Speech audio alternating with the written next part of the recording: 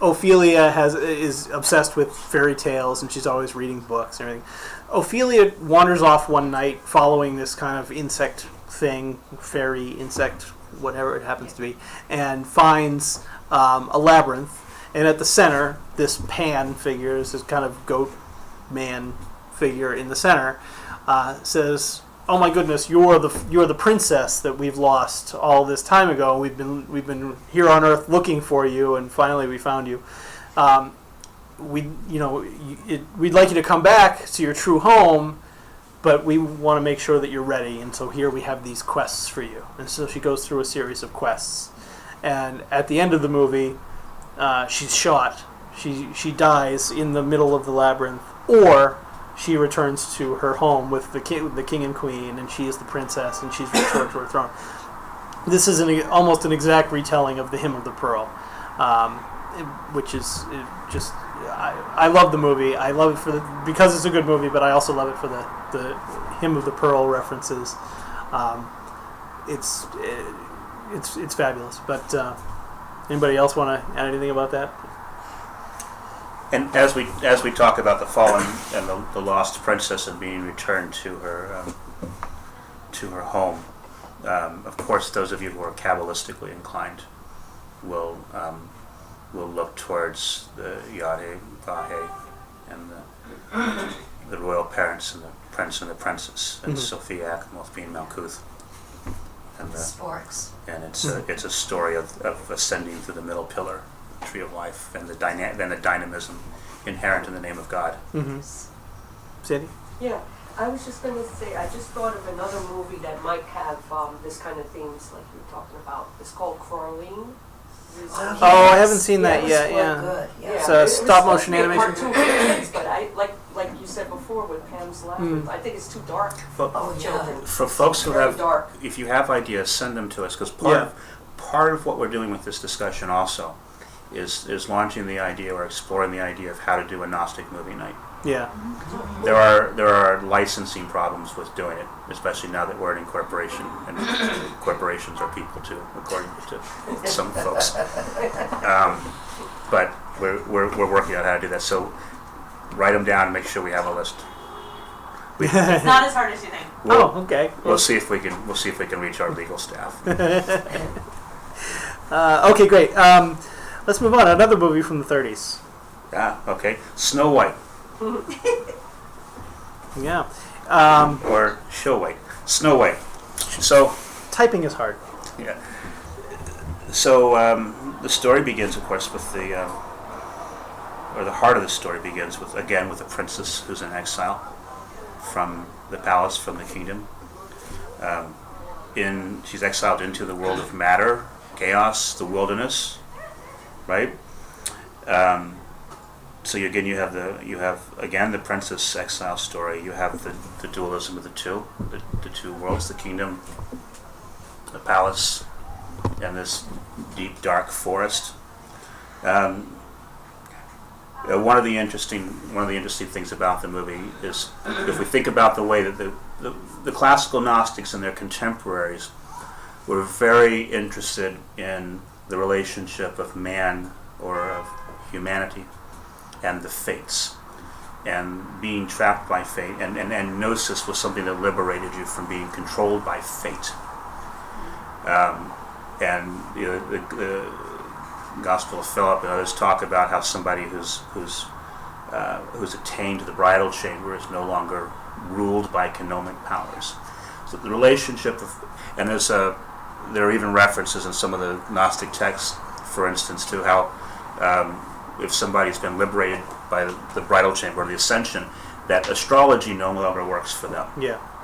Because that's a fate thing, and they're no longer in control of these forces, right? And Yeah. they're no longer in the house of these 7 worldly powers, these 7 minor, tiny power, these 7 dwarfs, which is where Snow White ends up being taking a refuge in the house. Mm-hmm. In the house there is quite often a symbol of the body. So her taking refuge in a cottage of the 7 dwarfs is in the wilderness is the soul, the spark in exile from the kingdom, taking up abode in the body that is now governed by the 7 dwarfs or the 7 planetary spirits.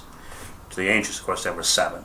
We had 9, now we have 8. But for our purposes, we have 7. So again, and of course, interestingly enough, what finally gets her is eating the apple, which is poisoned.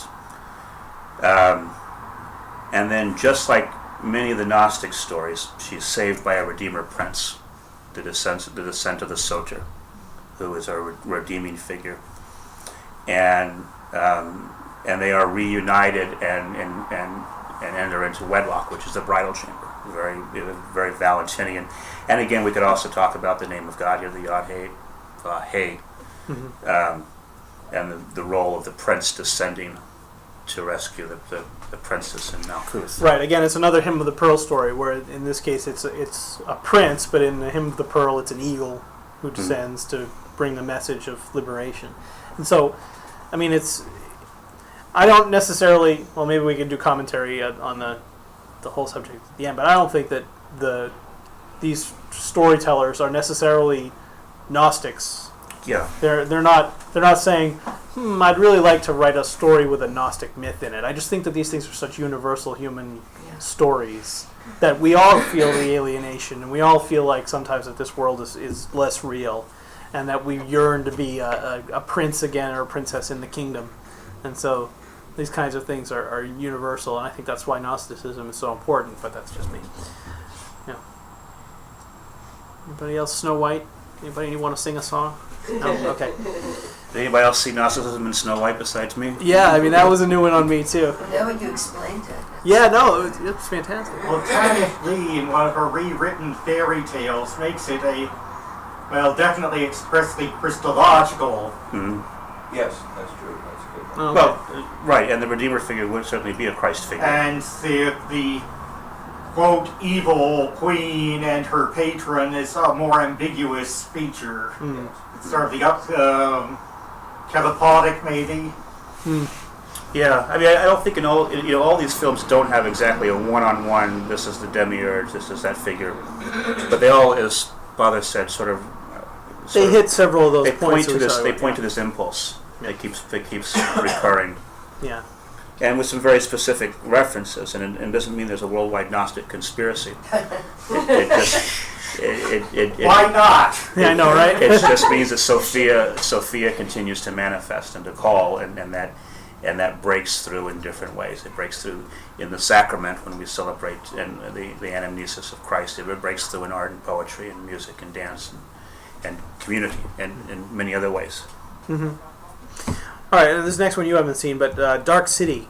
Anybody seen Dark City? I've heard of it. Yes. It came out around the same time as The Makers. It did. And the only reason it wasn't as successful is the way it was cut. I don't think It was edited it very poorly. spoiled itself. Yeah. Yeah, but I think they re-released it without that silly beginning. Yeah. But basically, it was like The Matrix from a film noir standpoint. Yeah. Which I like very Visually, very very pretty movie. Well, Yeah. gritty, Film but noir, film yeah. noir, yeah. Yeah.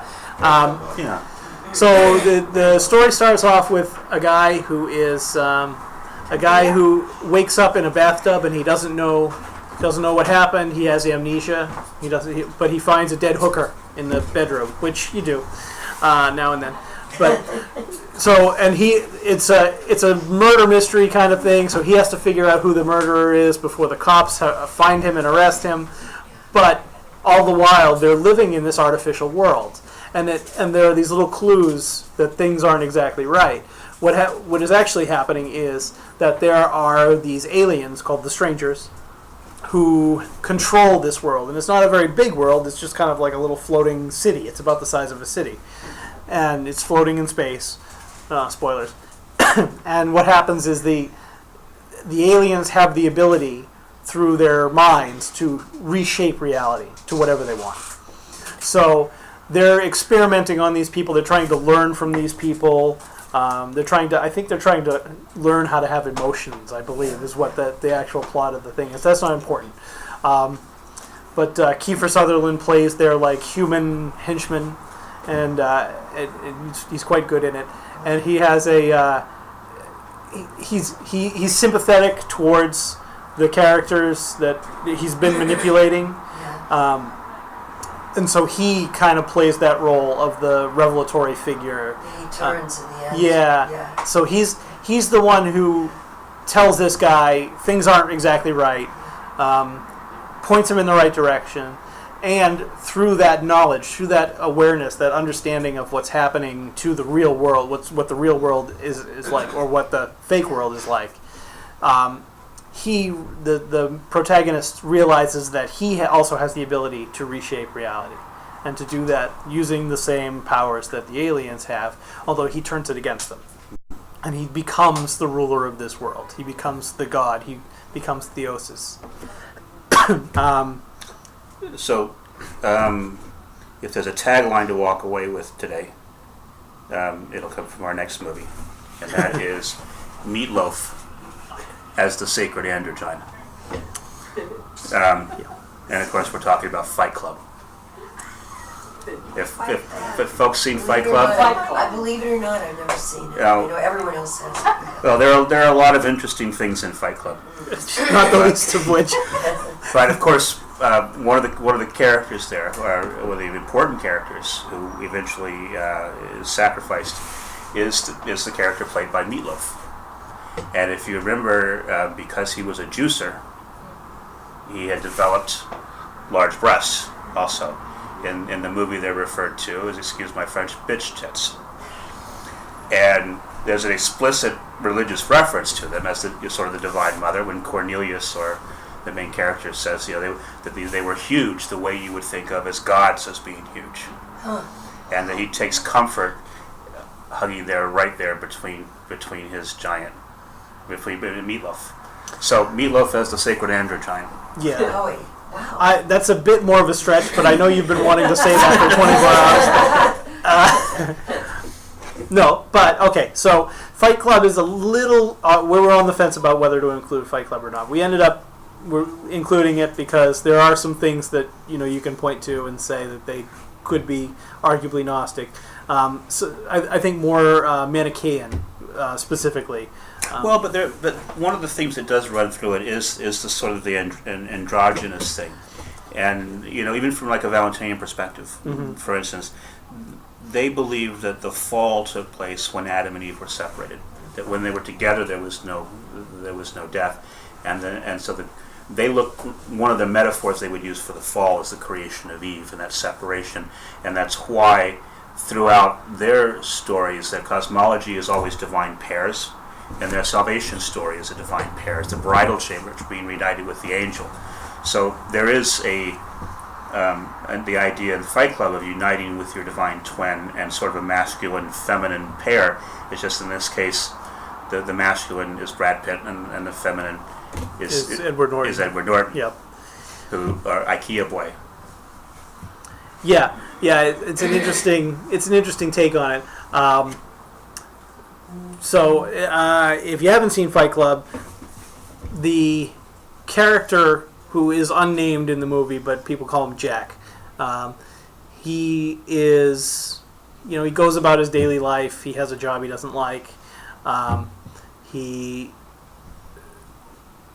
has a split in his personality, and he becomes two people. He becomes Brad Pitt, and then the Edward Norton character, and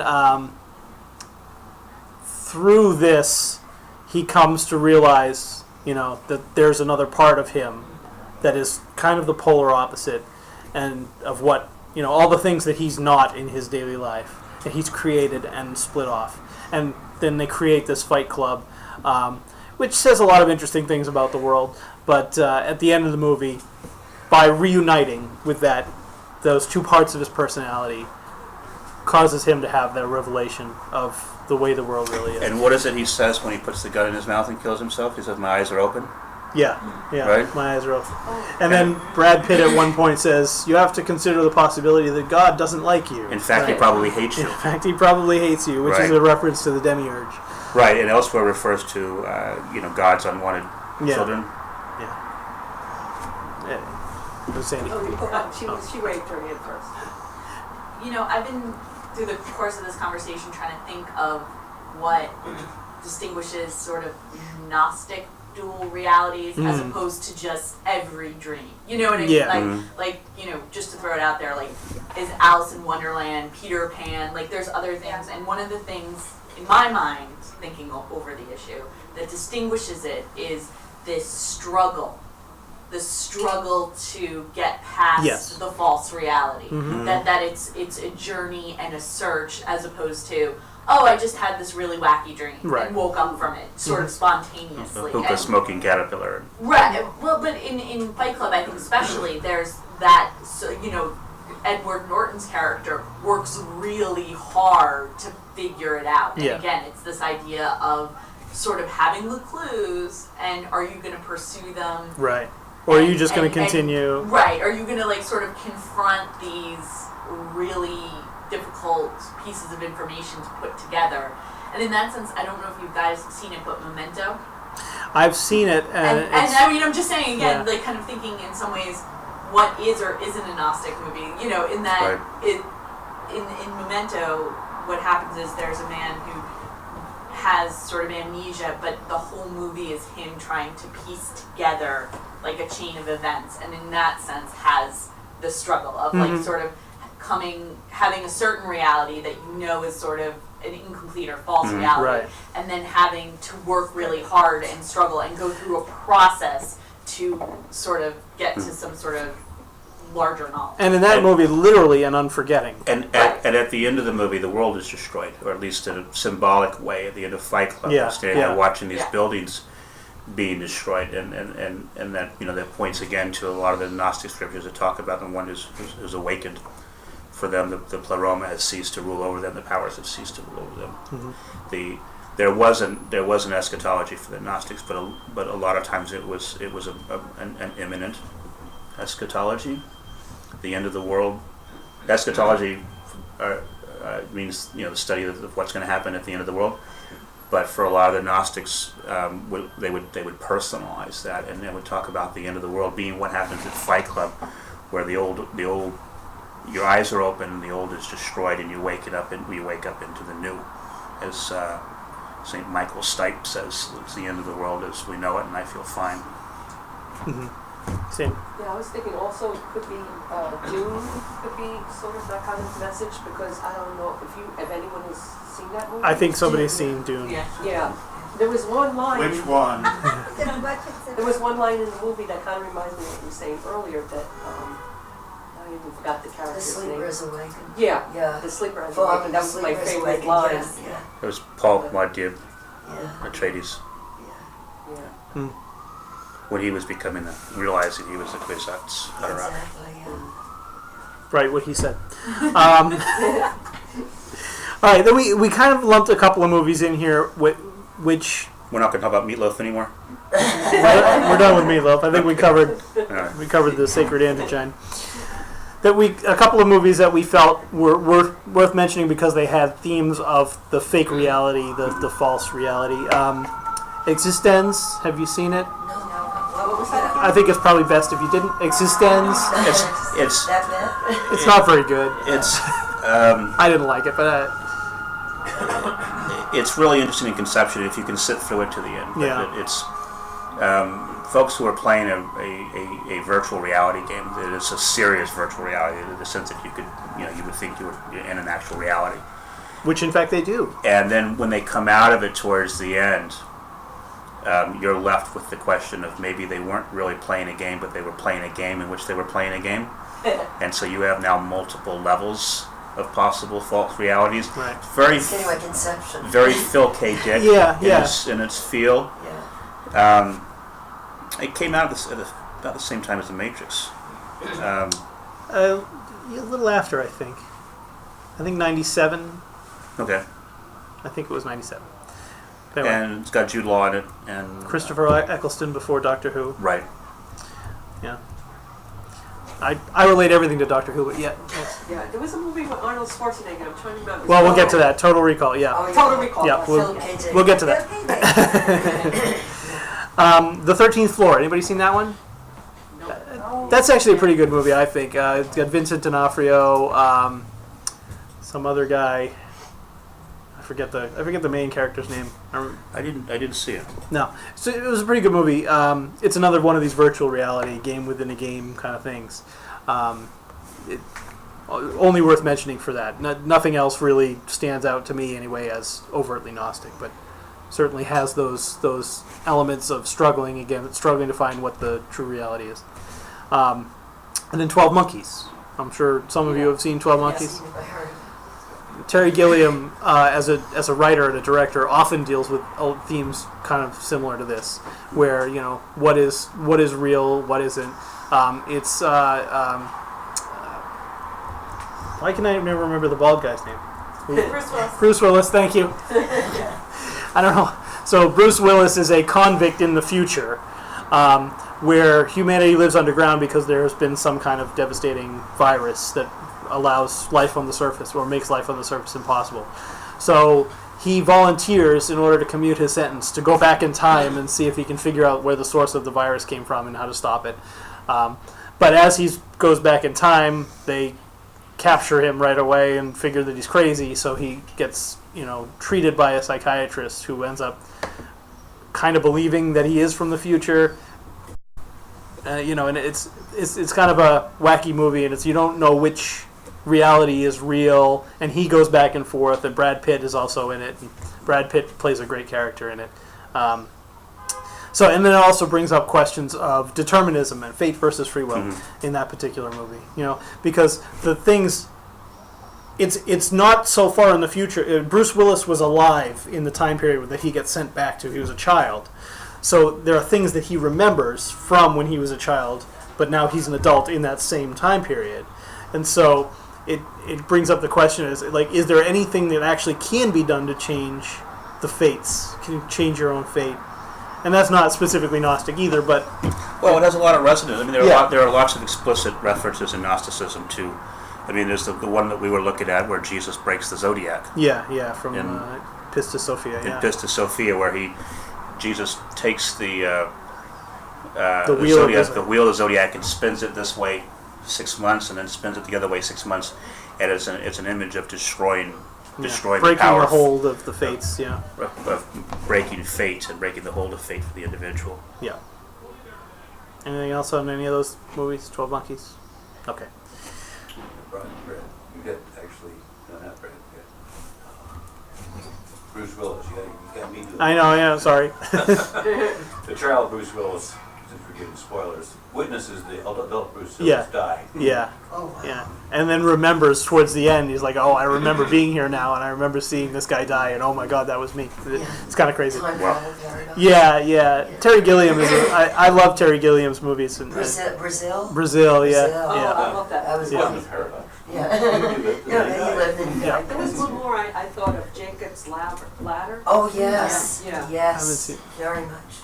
Yeah. It was a death dream. The entire film was a Yeah. death dream. It's like, after Yeah. a while, by the end of the movie, you don't know what is real and what isn't. Hmm. Like, Yeah. this guy was hallucinating, or was he Yeah. experiencing this? And God is a It just- chiropractor. Again, all right. We're gonna post these notes up on someplace. I don't know where. We'll post them on the website or something. But please do add these to, because we'd like to have kind of a comprehensive list, and we can talk about it. Something which doesn't directly relate to the movies, but what do you have to say about the simulation argument? Which is the simulation? Okay, it was popularized, if that's the word, yes, by and Nick Bostrom. And they were just And doing. why you are almost certainly living in a computer simulation? Yeah. Yeah, certainly. I mean, but I think that again speaks to that same impulse for all of these artists to create these movies. And whether it's a computer simulation or whether it's a false reality created by a magical sky wizard or whatever it happens to be, it's the same impulse. It's the same desire in us to find a truer reality.